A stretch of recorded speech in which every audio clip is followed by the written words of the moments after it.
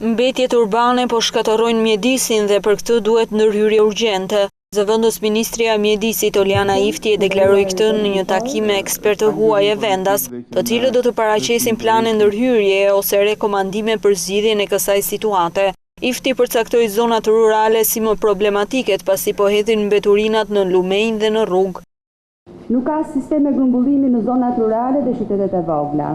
Pjesa më e madhe e mbetjeve të këtyre zonave depozitohen nëpër lumenj, në anë të rrugëve të cilat transportohen nga ujërat dhe në këtë mënyrë zhvendosen në një pjesë tjetër toke dhe në fund në rrjedhat ujore, duke u bërë kështu një shqetësim serioz.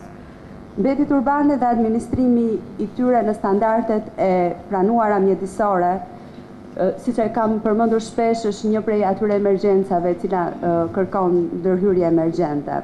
Zëvendës Ministria ngriti si shqetësim edhe nivelin e ulët të riciklimit të mbetjeve, çka e rëndon më shumë gjendjen.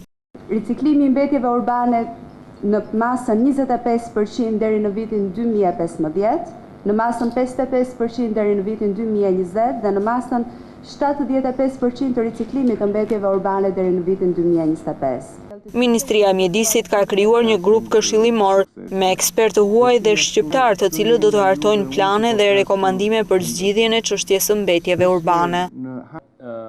Në pozicionin e moderatorit të këtij takimi ndoshta deri